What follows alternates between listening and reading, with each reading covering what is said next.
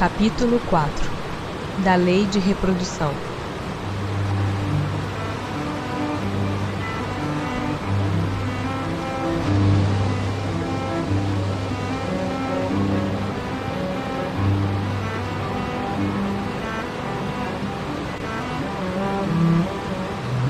População do globo. É lei da natureza a reprodução dos seres vivos? Evidentemente. Sem a reprodução, o mundo corporal pereceria. Indo sempre a população na progressão crescente que vemos, chegará tempo em que seja excessiva na Terra? Não. Deus a isso provê e mantém sempre o equilíbrio. Ele coisa alguma inútil faz. O homem que apenas vê um canto do quadro da natureza não pode julgar da harmonia do conjunto. Sucessão e aperfeiçoamento das raças. Há, neste momento, raças humanas que evidentemente decrescem. Virá momento em que terão desaparecido da Terra? Assim acontecerá de fato. É que outras lhes terão tomado lugar, como outras um dia tomarão o da vossa. Os homens atuais formam uma criação nova ou são descendentes aperfeiçoados dos seres primitivos? São os mesmos espíritos que voltaram para se aperfeiçoar em novos corpos, mas que ainda estão longe da perfeição. Assim, a atual raça humana, que pelo seu crescimento tende a invadir toda a Terra e a substituir as raças que se extinguem, terá sua fase de decrescimento e de desaparição. Irão substituí-la outras raças mais aperfeiçoadas, que descenderão da atual, como os homens civilizados de hoje descendem dos seres brutos e selvagens dos tempos primitivos. Do ponto de vista físico, são de criação especial os corpos da raça atual ou procedem dos corpos primitivos mediante reprodução? A origem das raças se perde na noite dos tempos.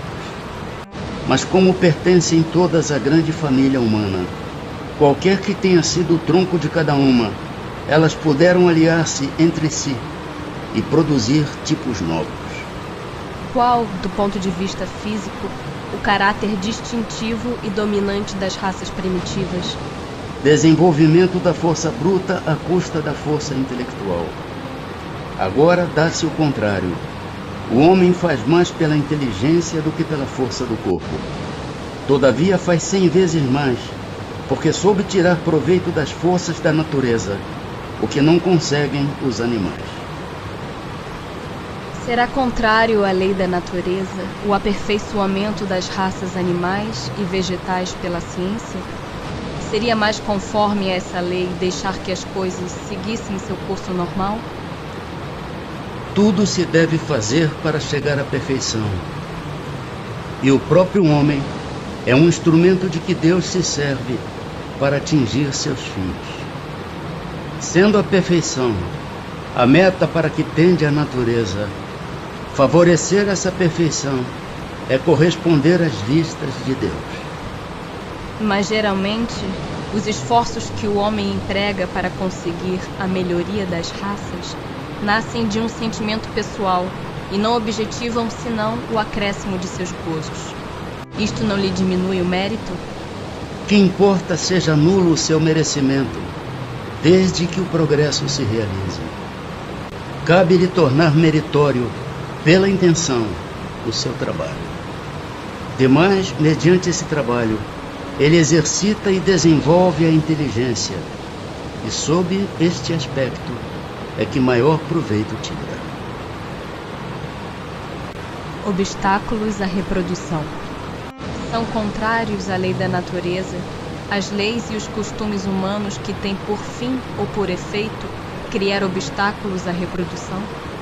Tudo o que embaraça a natureza em sua marcha é contrário à lei geral.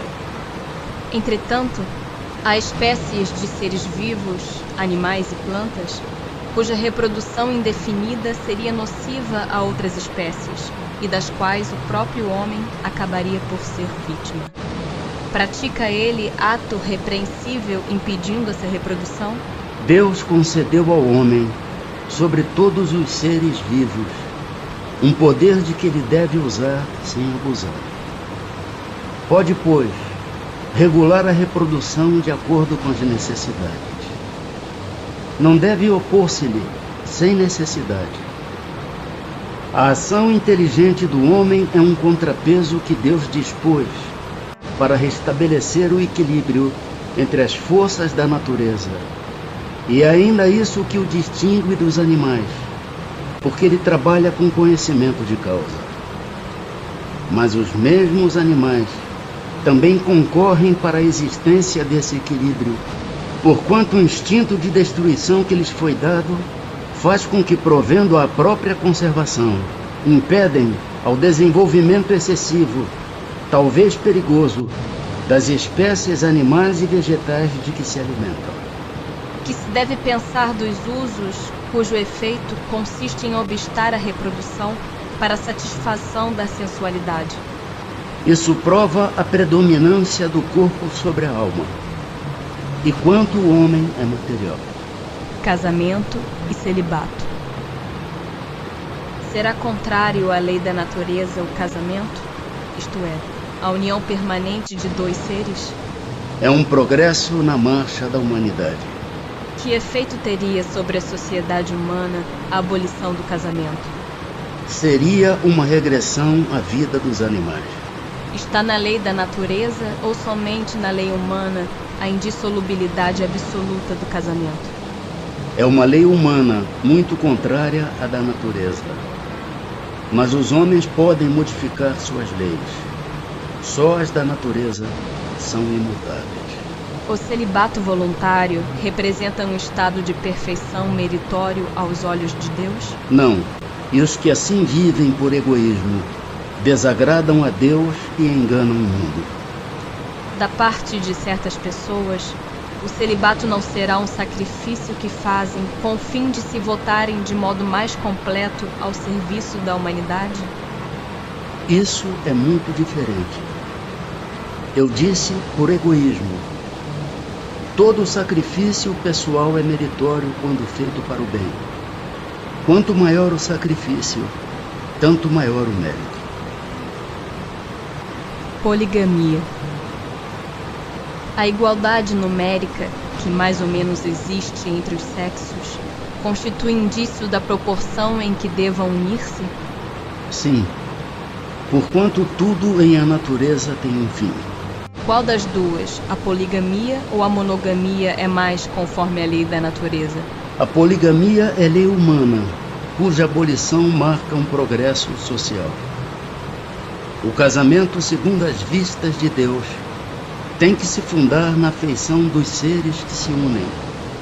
Na poligamia não há afeição real, há apenas sensualidade.